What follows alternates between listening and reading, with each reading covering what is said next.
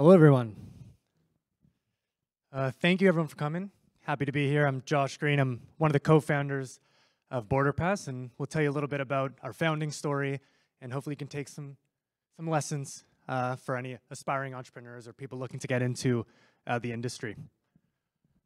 So as it was mentioned, the founding story is coming from a place of a bit of knowledge in that area. So we were founded back in 2020, and it was really sparked from lived experiences. So I was working in an immigration law firm. I am an immigration lawyer by trade.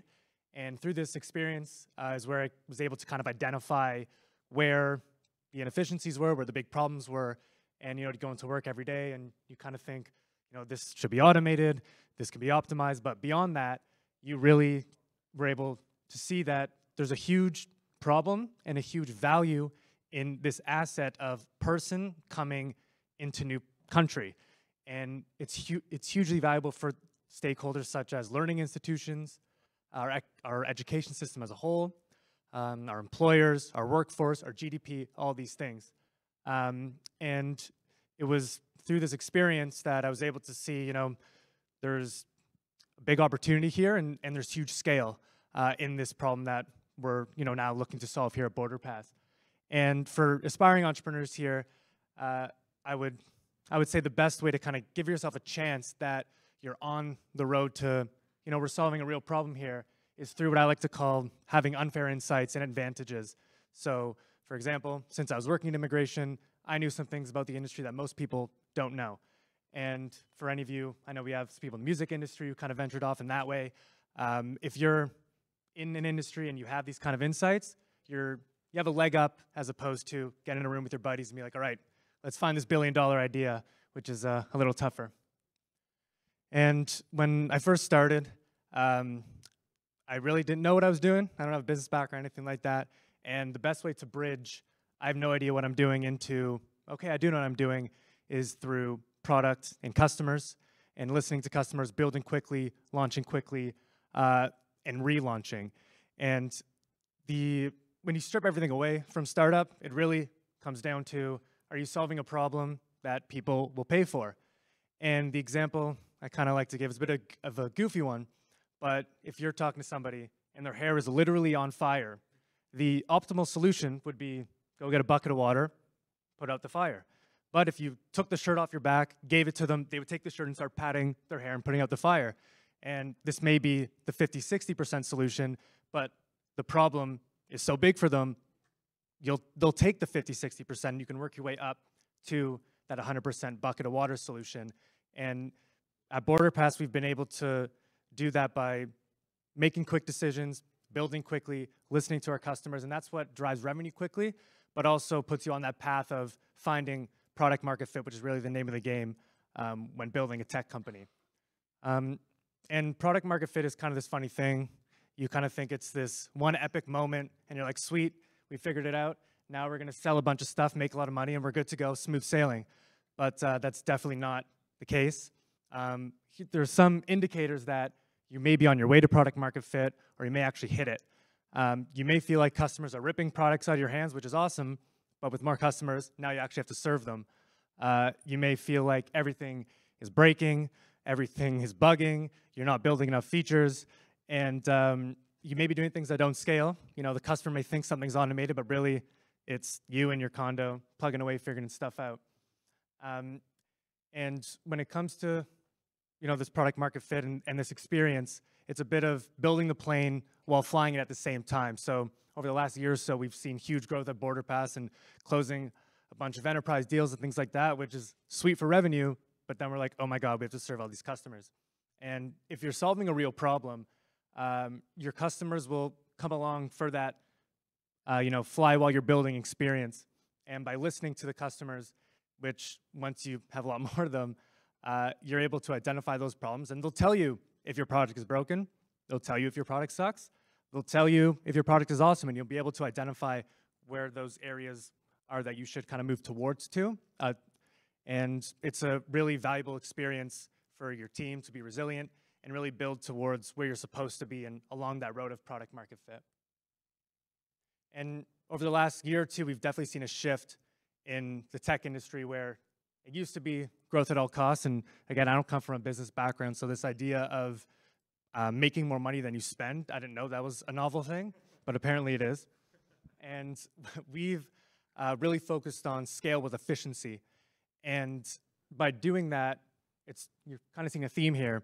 It's all about investing in product and customers all the time. Nothing else really matters in your company, and you have to listen to them, do things quickly, make those decisions, and really focus on the core problems and be problem-oriented. So what I mean by that is you should be looking at, okay, what are the biggest problems? How do we build things to solve them, as opposed to, we built this awesome thing, let's go find a problem to solve. And to leave you with a few insights or lessons, firstly, it's really important to be a technology company as opposed to a company that uses technology. And investing in your technology will be your greatest competitive advantage. It'll allow you to build a bigger competitive moat. It'll allow you to scale quicker and really get to that next level of growth that you need to get to.